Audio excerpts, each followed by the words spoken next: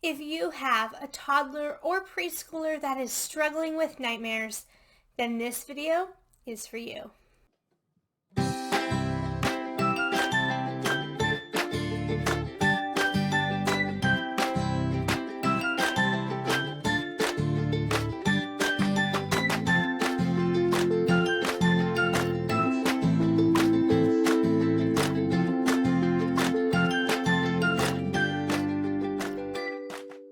Hello, I'm Haley Hennahan with Littlesleepersanddreamers.com, and I am your pediatric sleep consultant.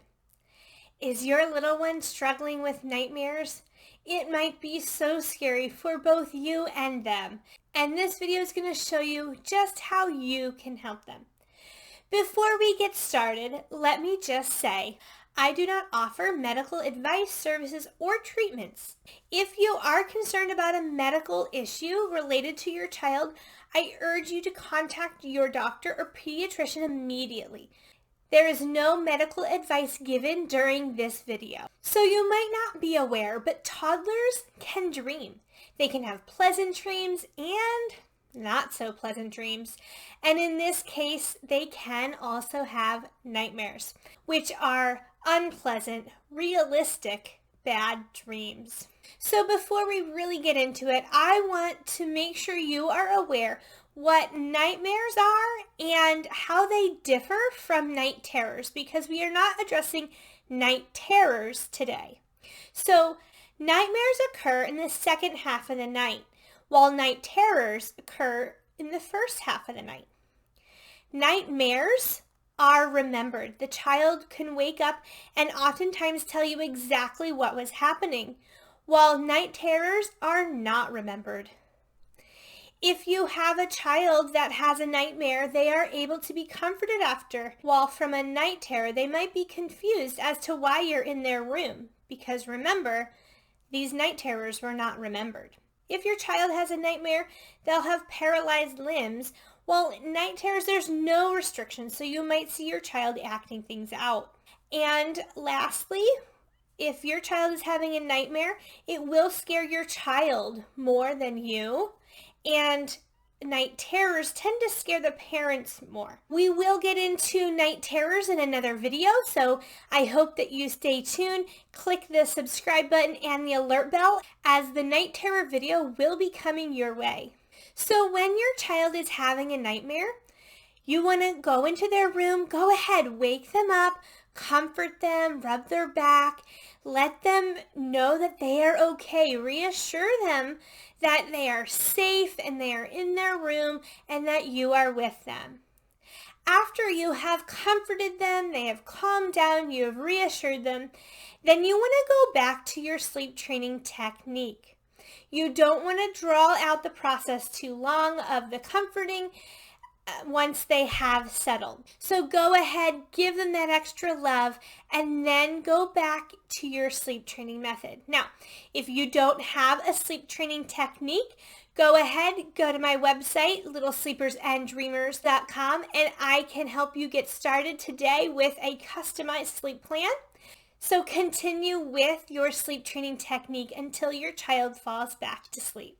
So no one really knows the cause of nightmares, so it's really hard to prevent them, but parents can make positive changes to help reduce them. So first, you want to have a consistent bedtime. You want them to have a predictable schedule where they are going to bed and waking up the same time every day.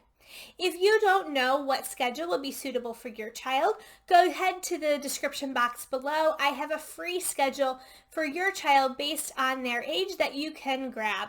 So go ahead, grab that, and get them started on a schedule today. You want to make sure that they are going to bed the same time every night.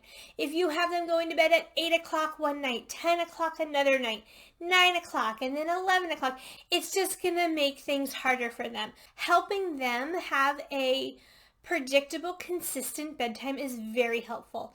Most nightmares happen when children are overtired. So if you can keep them on a schedule where they don't get overtired, this will help to reduce nightmares. Another thing you can do is get rid of highly stimulated objects, TVs, iPads, computer screens, anything that will just stimulate their brain a little extra. Just kind of take a break, ease them from that, and let them just kind of relax and do calmer things. This will really help. And especially if you know that there is a TV show or a movie or a video game that has been prompting these nightmares, easing up from these highly stimulated objects will really help them to just take a break and pay attention to other things so that they are not getting so stimulated by these objects. Now, something you might not be aware is that food can impact nightmares. It can play a part. So high sugar diets or even foods with food dye can really prompt these nightmares. So you really want to be intentional about what your child is eating. If they are eating a lot of sugar, a lot of food dyes, ease up on that. Try to get them more balanced diet, more fruits and veggies, and things that just aren't as sugary or have those food dyes to help and see the connection there.